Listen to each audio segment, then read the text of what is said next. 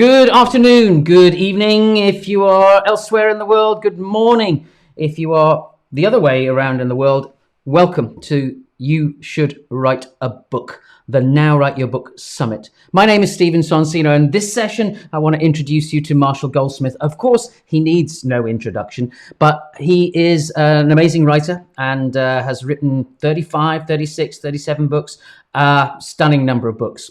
But I want to specifically help you understand how he writes books to demonstrate his expertise, to showcase his expertise. He doesn't do that explicitly. He's doing it to help people. And in this interview, I'm afraid I get sucked into content discussions. It's so difficult in these interviews that I've been doing to talk about books and writing books and publishing books because I get so interested in what people are actually talking about, what they're writing their books about. But I think you'll still get a huge amount out of this interview, not least because of the way Marshall writes his books.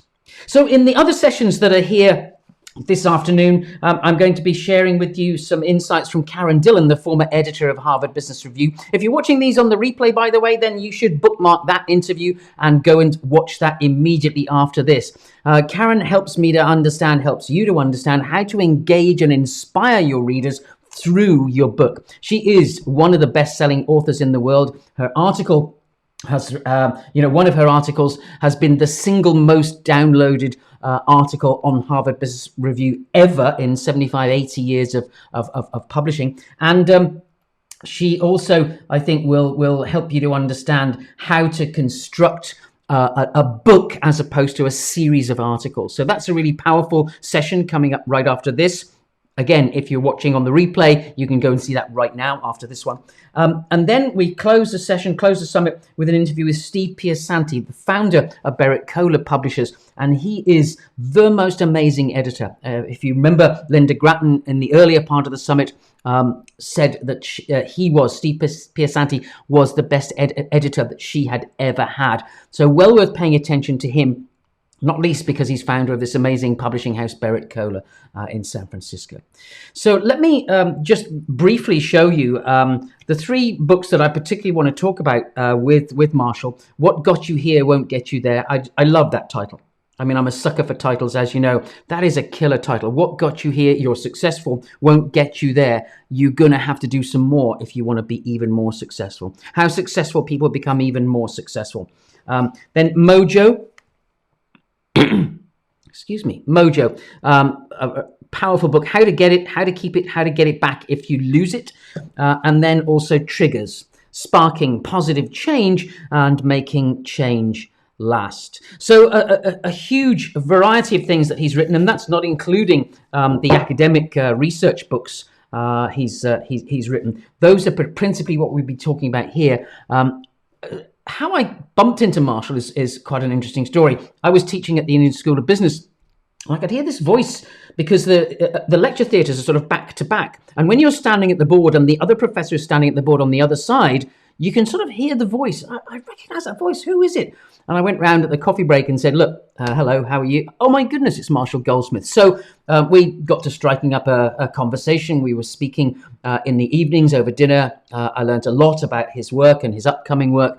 And he put a couple of really powerful questions to me because I was saying, how do you stay at the cutting edge of your profession? How do you stay at the cutting edge of management and leadership development? And that was relevant for me. And I think it's relevant for you too, if you're watching this stream. He said something, he said, you've got to reinvent yourself. You've got to reinvent yourself and you've got to build a brand.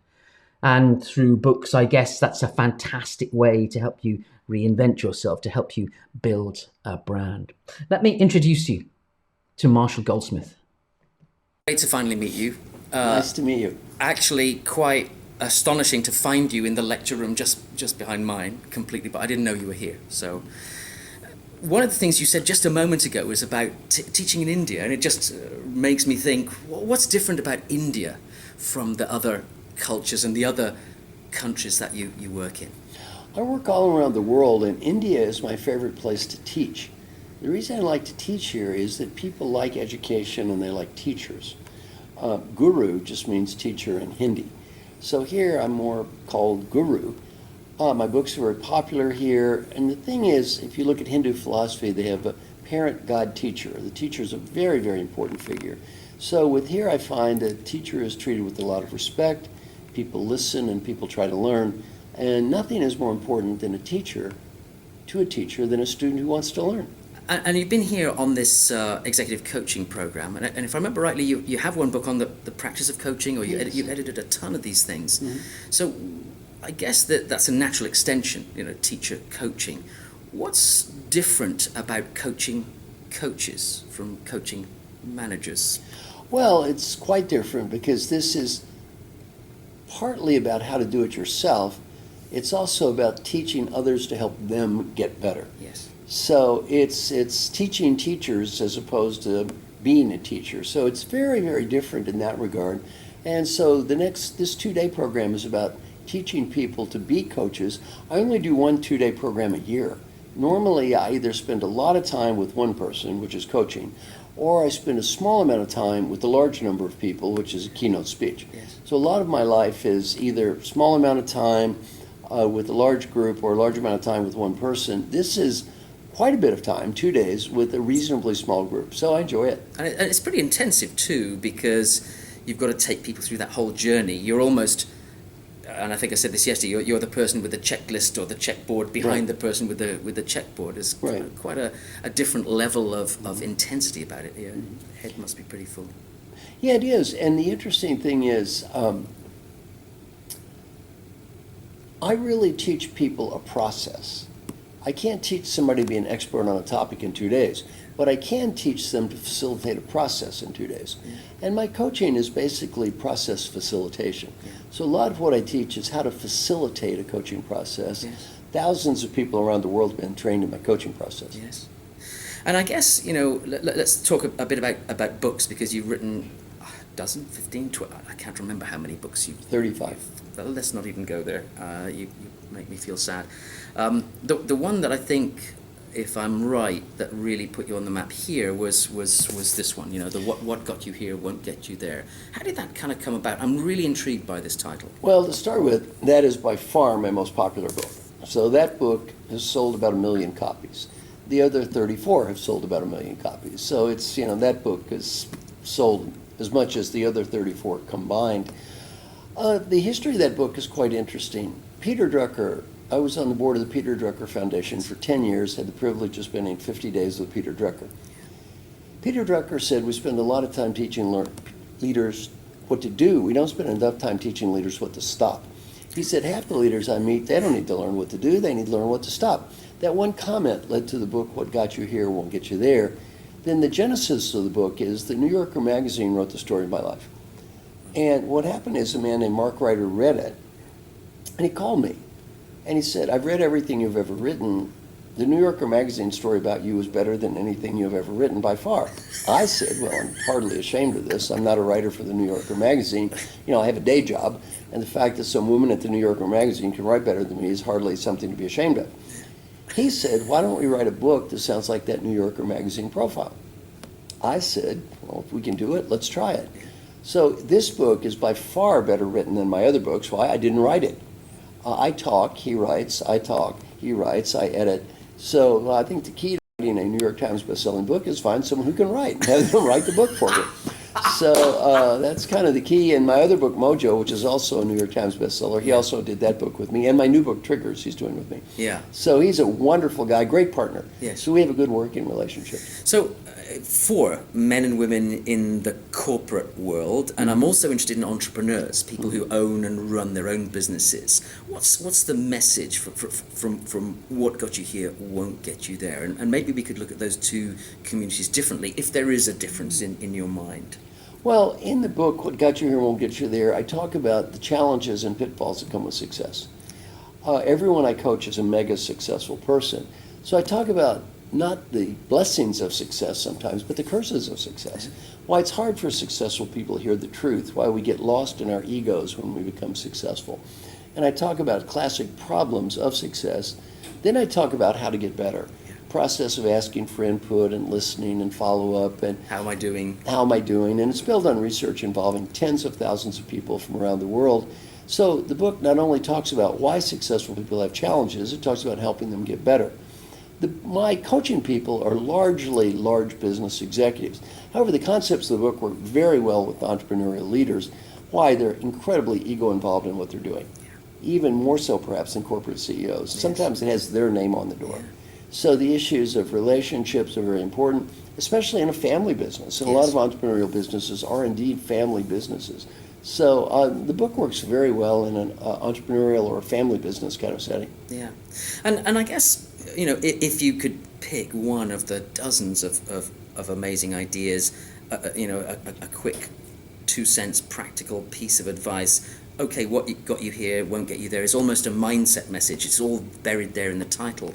But how do you overcome that sense that I'm already successful, so I know all the rituals and routines, the things that made me successful in the past are going to make me successful in the future. So what do I need to do to kind of break that mindset? And what do I need to do? What do I need to implement after that? Well, the first answer to that question is successful people fall into something called the superstition trap, which you just described. I am successful, I behave this way, therefore I must be successful because I behave this way. Wrong. Everyone I work with, you are successful, you do behave this way, you're successful because they're doing many things right, and in spite of doing some things that make no sense. And everyone has something on the in spite of list. So then number two, how do you get better? Well, what I teach people is how to ask for input from everyone around them, how to listen in a non-defensive way, to think about what people tell them, and then I talk about how to respond to 360-degree feedback. Okay. It's something I've been working on for 30 years. Yes. And then involve the people around them, how to change, and then how to follow up, and I actually measure long-term positive change in behavior. Okay. So in my coaching, I don't get paid if my clients don't get better, and better is not judged by me or them, it's judged by everyone around them. Yes. So this is reasonably well thought out. Yes. And I have an undergraduate degree in mathematics, so I'm very big in measuring things. Yes. I believe if you don't measure it, how do you know it works? For sure. So I'm very, very big in measuring things. Yes. So we talk about how to use this to get better. And how do you measure that? You know, one of the things that I think folks, perhaps professors, in this community sometimes get hit with, and this is a little aside that's kind of coming to me now, is can you, the client might say, help me assess, have I got some good people in the room, some not so good? And it kind of, sometimes people are asking us, it seems to me, to make a kind of a performance appraisal. And that for me spoils the relationship. It seems to be a bit more about development than assessment. I mean, we have assessment centers to do those Yes. other things. Do you face that? How do you deal with that? My work is strictly developmental. Also, I'm not into performance appraisal business. I'm either coaching someone who's already the CEO, that's 60% of my clients, or the other 40% have the potential to be the CEO. Yes. So I'm coaching the CEO, the future CEO. This is not really a performance appraisal. This is a helping great people who are already successful get even better process. Yes. And you know what, you talk about successful people a lot, and it seems to me that there's something in a lot of what you write about the self and ego. And there's something too about significance and making a difference. And that's something that I'm particularly interested in. What do you see as folks who are already successful? What do you see folks talking about, thinking about what they're going to leave behind and their legacy as well? What's the common thinking about how do I leave something behind? What do I leave behind? Well, I think you see that more at the end of people's career, obviously, than you do at the beginning. When you're 28 years old, it's probably not the first thing on your mind. Yes. When you're 68 years old, it seems pretty important. So the further down the road you get in your career, the more you think about it. I think it's very important from a couple of dimensions. One, it's important from the dimension of what do you leave, but two, though, where you are. In my book, Mojo, I talk a lot about happiness and meaning and the importance of, number one, doing what you want to do in terms of you enjoy the process, it makes you happy, and the second, doing what is meaningful for you. Yeah. And the reality is nobody can define happiness for you but you, and nobody can define meaning for you but you. Those have to come from your heart. Yeah. So it says we wander through life challenging ourselves. Yeah. How can I do what I love doing, and at the same time, how can I do what I consider to be meaningful and important? And, you know, just thinking about Mojo for a second, I mean, this is my copy here, and it's completely wrecked. You know, the pages are coming out. I'm trying to keep them in some kind of semblance of order. But I love the way you capture it. You're very good at packaging, you know, the idea. Because actually, when you look at the theory, those areas behind it. You're talking about identity, working identity, Yes. social identity, reputation, all of those things. But you capture it really well as reputation. But and a bunch of other things as well. But I love the subtitle, how to get it or how to get it back. Sometimes it seems to me it's not about inspiring ourselves, but maybe about re-inspiring ourselves. Right. Does this mojo fall off or drop away happen at a particular time in people's life, or particular things happen to them? Well, again, mojo is a function of, number one, the person. Some people tend to have more than others. Two, the activity. Some people with one activity might have very high amounts of mojo, another activity other, and the third is time. Yeah. And sometimes what happens is you begin a project with a lot of enthusiasm, interest, and in mojo is that positive spirit of what you're doing that radiates from the inside and shows on the outside. Well, what happens is sometimes you start with that, but then you get tired, you burn out, and you lose some of that fire and drive. Not always. Sometimes it keeps going up and up and up. So it really depends on the individual. So for me, my interpretation is the challenge is very much about, to some extent, self-motivation. And you can see folks in the corporate world, they've got their career trajectory ahead of them. I might think that that's fairly easy to think about. You can see the runway, but not for entrepreneurs. I wonder if you've got a sense that there's a difference there, or would you say it's the same? Well, entrepreneurs tend to be very high in the mojo score. They tend to be very, very big on that positive spirit of what you're doing now that starts from the inside and radiates to the outside. They typically create their own jobs. Yeah. One challenge entrepreneurs have is it's called the fundamental attribution error, that we look at others and we tend to want to think they're going to be us. And then we're kind of shocked or disappointed when we find out, no, they're not really us. So, entrepreneurs, given their ownership level and having the name on the door, often are highly motivated and enthused and usually very bright, creative people. Yes. It's hard for them to recognize everyone around them is not exactly like they are. And that's a real challenge for multi-generation businesses. You're trying to pass the business on to your son or daughter. Very tough. And then we know that second, third generation, that transition is Third horrendously generation tough. is very tough. Yeah.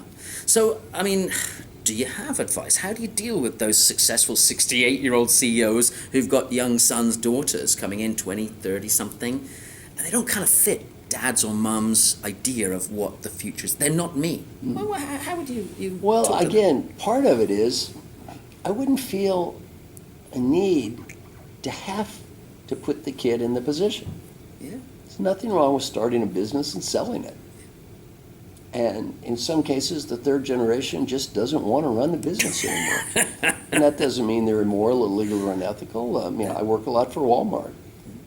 And the second generation doesn't even run the business. They manage the business in a sense. They're owners, but they don't manage the operations of the business. They don't work in the business on a day-to-day basis. That's okay. They did a pretty good job of letting go.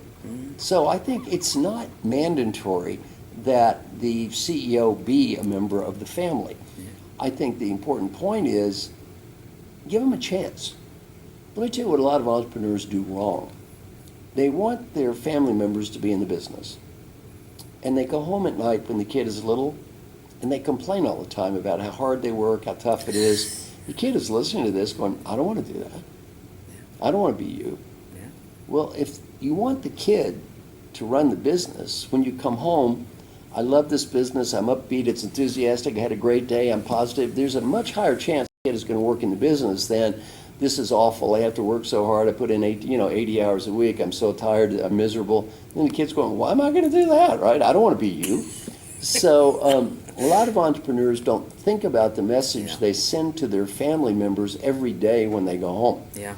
And so if you really want the kid to run the business, you got to be thinking about what message am I giving to this kid? Am I giving the kid a message that he would want to run the business? And a lot of times, intellectually, they want the kid to run the business. The message they give the kid is antithetical to their goal. It's kind of the paradox of success in a way, because you work real hard to build a business, have a career, whatever it might be. And then, and I'm working with one family where the second generation daughter remembers a story from her youth. Somebody said, where's your dad? And she said, he lives on a plane. Yeah.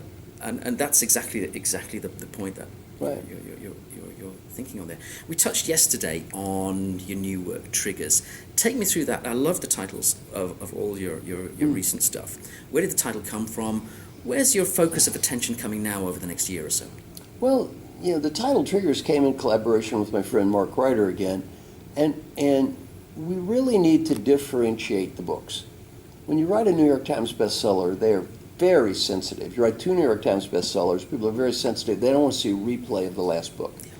What Got You Here Won't Get You There was about interpersonal relationships and leadership behavior. Mojo is much more intrapersonal. It's much more about who am I and my identity and all those kind of things. And then the new book, Triggers, is more extrapersonal. Okay. It's about our relationship with our environment. And in the book, I talk about focusing on what we can change and what we can't change. One of the fun parts of the book is I talk about the 2 Roman goddesses. One goddess is Fortuna. Fortuna is the goddess of chance. She came from Tyche, the Greek goddess, who is literally, her name meant luck. So chance or luck. Fortuna is a goddess who has a blindfold. She's a cornucopia. She kind of wanders around aimlessly and capriciously bestowing blessings on people. Yet you have no idea where this is going to come from, and what she gives, she can take away. Fortuna also has a wheel called the Wheel of Fortuna, which, in modern terms has been translated obviously into the Wheel of Fortune or the roulette wheel. And she randomly spins the wheel, and the old medieval things, they showed the kings or people, and was said, going to be king, was king, nobody. And it's kind of like her spinning the wheel, yeah, here we go. And so in one dimension you have fate, random chance, the environment. The other dimension, you have another goddess called Disciplina. And Disciplina obviously was the goddess of discipline, hard work.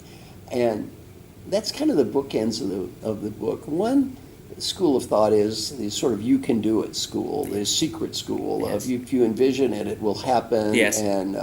And motivational speech and all that, and you can do it if you want to do it. The other school is we're strictly a function of our environment, B.F. Skinner, and free will is an illusion. In the book Triggers, I talk about both. I say part of life is us influencing it, the world around us, and creating a world. And part of it is the world creating us. And that both of these are true to a degree.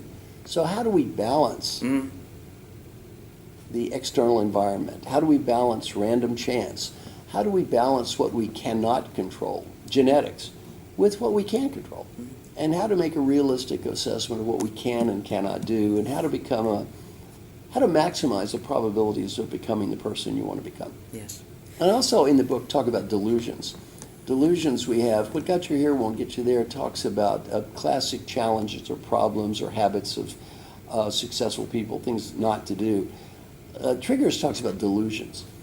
Why we don't achieve the goals that we have. And we have all kinds of delusions. One of the funny ones is today is special.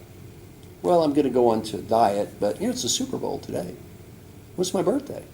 Well, it's my mother's birthday. It's my wife's birthday. It's the World Series. I mean, you can go through this list, and pretty soon, well, there goes the diet. Why, it's every day can be this today is special day. And so we have all these delusions that keep us from achieving what we can achieve. We underestimate how hard things are going to be. We underestimate how much time it's going to take. We think we're not going to be involved with distractions. One thing I talk about in the book is the high probability of low probability events. We never plan for low probability events occurring because obviously they're low probability. What we don't think about, though, are there thousands of low probability events that could occur, and the chances are one of them probably will. So even though there is a low probability event, there's a high probability that some low probability event will occur. Car wreck, family problem, something happens. And that distracts us from our goals. And seldom do we plan for these kind of events. When we plan, we're in a calm state, we're looking into the future, we pretend there are going to be no distractions, and the reality is, I read a study that said 8% of all New Year's resolutions are met. I'm surprised it's even 8. I wonder whether, we talk about disaster recovery. We spend a lot of time planning to recover from the disaster. Why don't we spend the same amount of time thinking in advance? Scenario planning is a classic case of options, possibilities, rather than what would happen if we actually.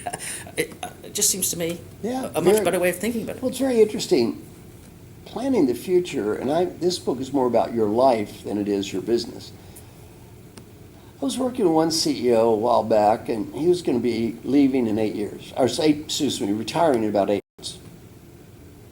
And I said, if your company were going to totally change in 8 months, new customers, new revenue streams, everything different in 8 months, new location, would you plan for this? I said, of course, I'm the CEO, I'd have to plan for that. It'd be very, very bad not to.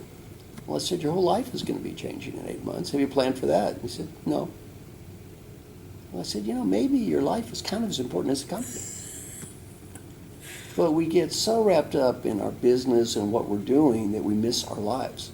Yeah. That happens all the time. Yes. So I do a lot of work trying to get people to focus not just on the company and business, but on their lives and what are they going to do? Yeah.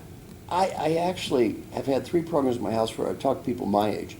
And the topic is, how are you going to create a great rest of your life? And these are very successful people. And what I start with is I say, really playing crappy golf with old men at the country club while eating chicken salad sandwiches every day and discussing gallbladder surgery, it might not be quite as exciting as you could imagine.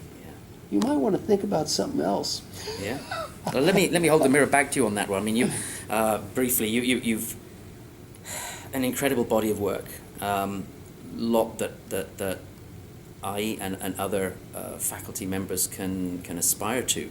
But the challenge then to you is, I'm wondering, is there a book in you yet that you want to write, but you haven't quite grappled with? How, what, why? Is there still an aspiration left in you? Oh, I've got several left. Yeah. So, the Triggers is the next one. For sure. Which I'm excited about. On the other hand, I want to write a Buddhist book. Okay. I'm a Buddhist. Yes. So I'd like to write a book about Buddhism. There are many schools of Buddhist thought, and I would just talk about my school of Buddhist thought. And it's not a religious school, it's a philosophical school, and how Buddhism can be applied in day-to-day life. So I'd like to write a Buddhist book. That's one thing I'd love to write down the road. I'd still like to rewrite just my own coaching book, just a very simple guidebook on how I do coaching. I really haven't ever done that totally yet. I've done parts of it, but not really put it all together. So there's a lot of stuff I would love to be doing that I really haven't got around to doing yet. Yeah. Mm-hmm. Final thought. There are tons of books on coaching, on leadership and business, and folks say to me, how do I choose between them all? And I said, well, you've got to look at who's preparing these, what are their credentials and what are their credibility. And I'm astounded that people even ask the question. It seems to me we should look at that. And this is a bit, I guess, I don't know. I don't mean to trash anybody or anything. Sure, I think everybody has a right to share their opinions. But there's a lot of things out there that I'm not convinced are value for individuals. Observations, comments. What would you say to somebody saying there are 500 books out there on coaching or leadership? How do I choose? What's your advice? The reality is there are 30 million titles on Amazon. 30 million. There are a million business titles. It's not a matter of are there books. There's too many books. The question is, how do you pick something that's good for you? So I agree with you, don't have to trash anything. Just the question is, can you find some that are good that you can recommend and just go with those? Because there's so many that if you just go to Amazon, you just get lost looking in a sea of books. Yeah. And it's not a good or bad thing, it just is. Yeah. So I would say, really, don't worry about are some books good or bad, just are there some books good? Because you don't have to worry about the bad ones. There's so many out there that, and also, I'm realistic. I'm sure there are excellent books that no one hears of or will ever buy. I have a degree in math, and there are a million business books. Well, and there are 30 million books. Of the 30 million books, there are a million in the bottom million. Well, that means they sold no copies in the year. That's exactly what it means. some of those books are probably excellent books. The reality is no one's ever going to read it. And it's not because it's inherently a bad book, it's just there are too many books, you can't do that. If you look at Harry Potter, I mean, that woman was rejected 21 times, I think, before the book was finally accepted. Well, 21 sad people today, but they did reject that book. Doesn't mean it was a bad book, obviously. It turned out to be a great book for a lot of people. The reality is it just didn't hit. So a lot of life in the book world is luck. I would just recommend people to look for books that you trust the recommender. And the recommender says, I've read this myself. I think it makes sense. Here's why. Kind of go with that rather than just guessing. Because just guessing is kind of a crap shot. Yeah. One final thing, and then I will let you go, I promise. You said something yesterday that really interested me. All of your material on the web is for free. Folks can go to your website, they can download articles, they can look at feed forward, amazing material. You do teleseminars, webinars. People can get a vast amount of value from you. Also, you're working with senior executives. You have a list as long as your arm. You're not available for some months ahead. I know folks, colleagues of mine are among your clients. That's a kind of outrageous approach in a world of dozens of business schools, dozens of consultancies. Hear me, hear my thoughts. I'm wondering, are you missing a trick? Could there be some Marshall Goldsmith tapes and videos and all that sort of stuff? There are. Yes. Thousands. Yes. Well, hundreds at Yes. least. I mean, I did a program for Google called Leading Google. They put it online. 83,000 people have watched it. Yeah, it's terrific. But I'm really intrigued about this in a world of a lot of commercialism of the messages. You're taking an opposite Well, I approach. have a different approach for a couple of reasons. And again, I'm not recommending my approach to anyone else, and I'm not knocking anybody else's approach. It's obviously their choice. Again, I'm a Buddhist.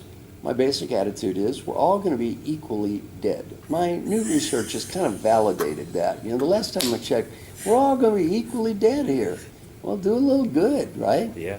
So I give everything away. People can copy, download, duplicate, translate, use in church, charity, nonprofit, put their name on it. I don't care. Do anything you want to with any of my materials. My attitude is maybe it helps somebody. If it helps somebody, that's great. Every day I get an email. Almost every day somebody sends me an email that says, thank you for giving everything away. What's that worth? Makes me feel good. Yeah. It doesn't cost that much money for me. I put it all online. People can use it any way they wish. It's very clear online, I hope. I try to make it very clear. This is all free. Do whatever you want to. They can use the videos. They can use whatever. So I just think it's a nice thing to do. And also it makes my life easier. I have no collection problems. I've never had any problem collecting money from any of these things. I have no distribution problems. Nobody complains. Nobody says it's overpriced. There's a lot of advantages here. So forgive me for the lack of video in the second part. That Marshall's camera glitched out. It recorded sound, but there was nothing from the lens. I apologise for that, and the dreadful air conditioning in that lecture theatre. However, some really good insights. I apologise too for getting sucked into talking about the content when I wanted to talk about the books, but some really important insights, it seems to me. And firstly, the collaboration with Mark Reiter, who is a great name for a writer. He works at Simon & Schuster, the American publishing company. And this idea of if you don't like writing, you want to write a book, but you actually don't like the process of writing, then find someone who does and collaborate with them. This has come up a couple of times over the summit. So if you want to get a book out, but you physically don't have the time because you're too busy doing the business, or you don't like the process of writing, then find someone who can either write it with you as a collaborator or use a process that Jackie and I, my wife and I, call bookstorming. So craft out your table of contents, your sequence of questions that you want to answer in your book, and have someone ask you those questions and then give the answers. We talk in about an hour. You will speak about between 8 and 10,000 words, depending on how quickly you speak.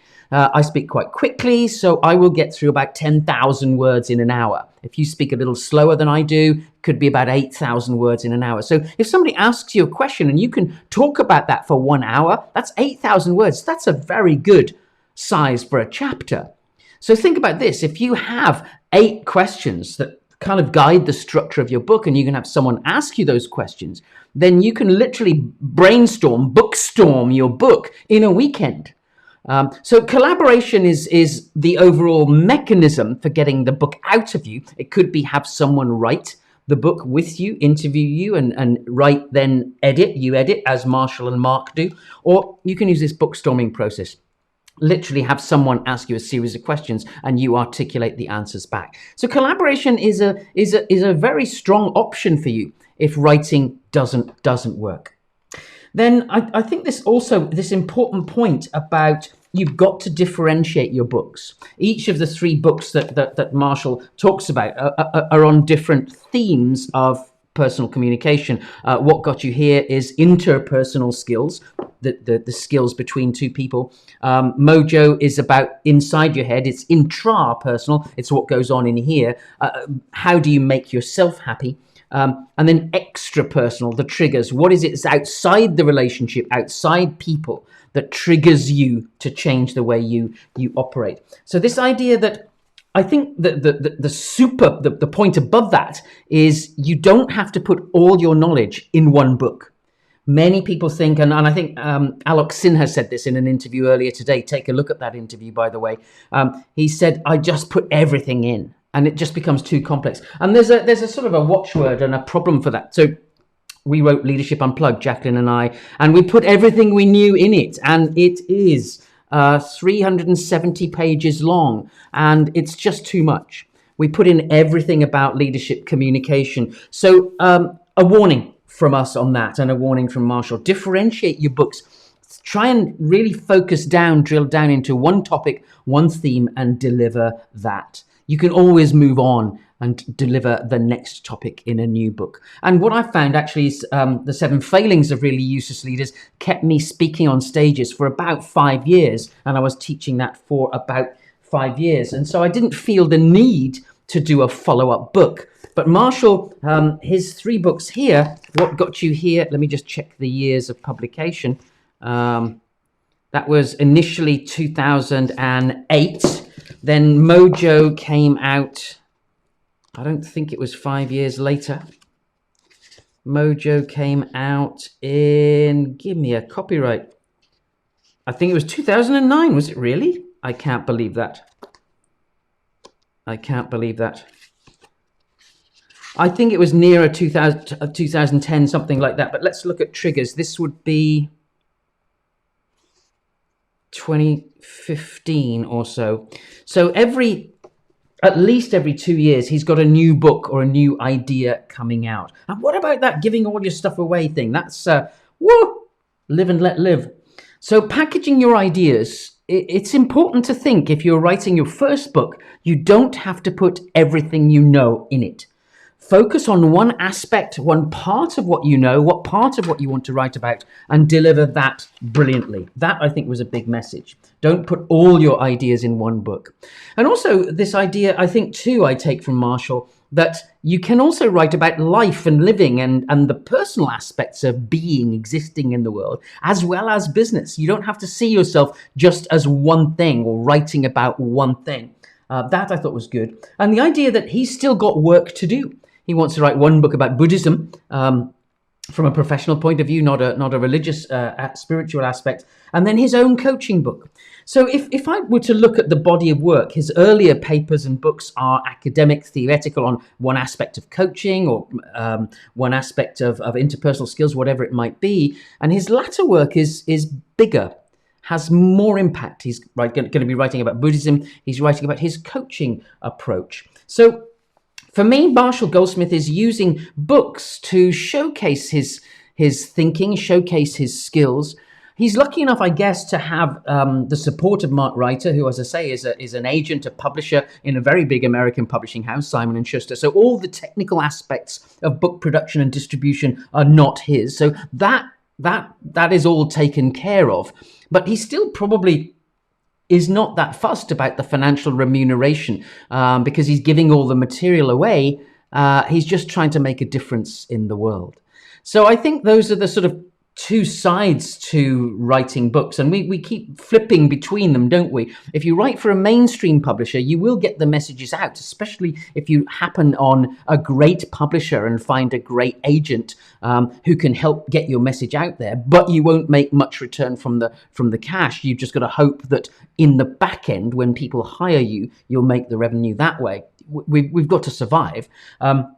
Or you take the slightly more economics-focused commercial approach of managing the business aspects yourself. You need to fund the writing and editing process because it will take you some time to do that. You need to fund design, proofreading, editing, and then you need to fund the printing of a small number of copies. Although you can do without that too. You can use Amazon or Kindle to create a print-on-demand book where somebody orders it on Amazon and it's printed overnight and sent to them. You never have to stock copies. Do you remember Steve Berry talking about having a pallet of books in his garage?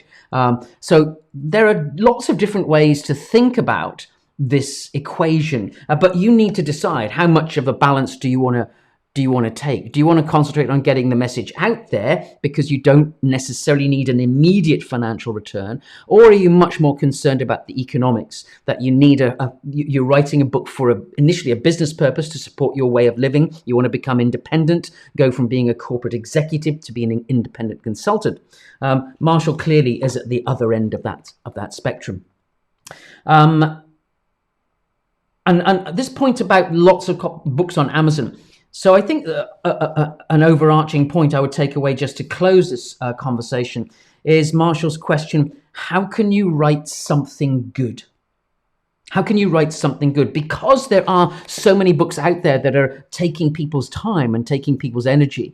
How can you write something good? So you need to focus, in my view, you need to focus on what is the message you want to share? Who is the community that you want to help or serve? And then how can we bridge that gap? How can we take what you know, your experience, what you want to write about to serve your community in the best way possible? How can you write something good? And partly that's about you, but partly it's about your trust in other people.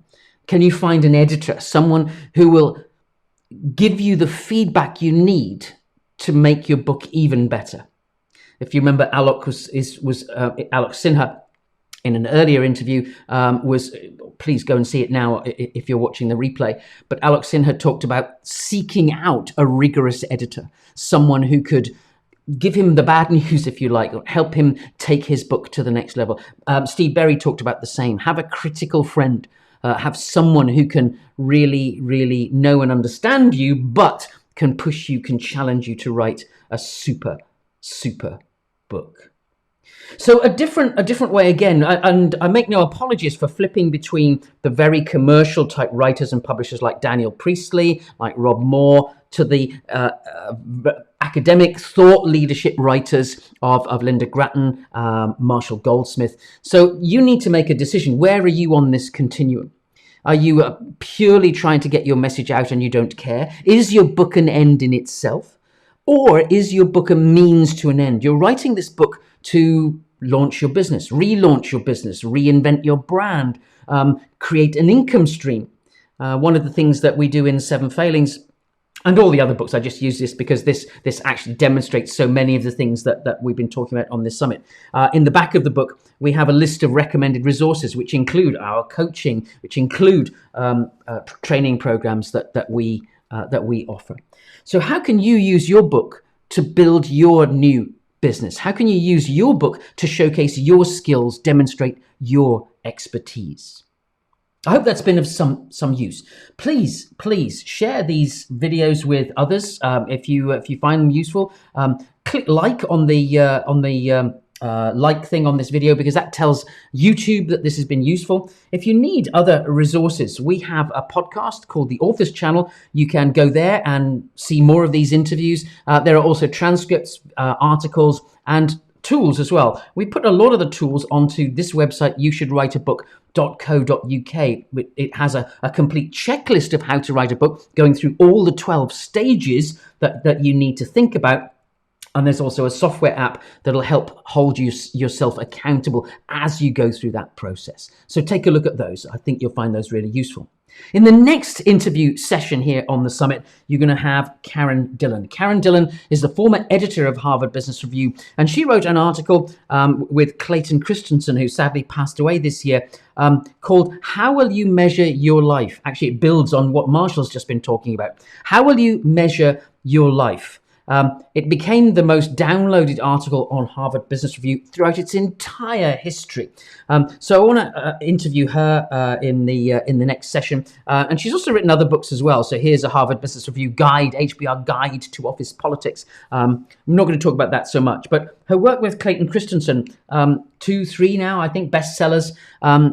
But really, we're not going to talk about the publishing economics or the marketing of books. We're going to talk about how do you engage and inspire the readers of your books. And partly it's through storytelling and including those personal stories that make your book really fly off the page. Remember, as we said earlier today, I think it was with Alok Sinha, or it might have been with Steve Berry, your words are in their head. You're having this one-to-one relationship with people in their head. So join me after the break. We will reconvene at 1500 British summertime. Of course, you can watch it on the replay right now if you wish. Look forward to catching up with you again soon. Thanks for watching, and I'll see you very, very shortly. Close out with the Matrix.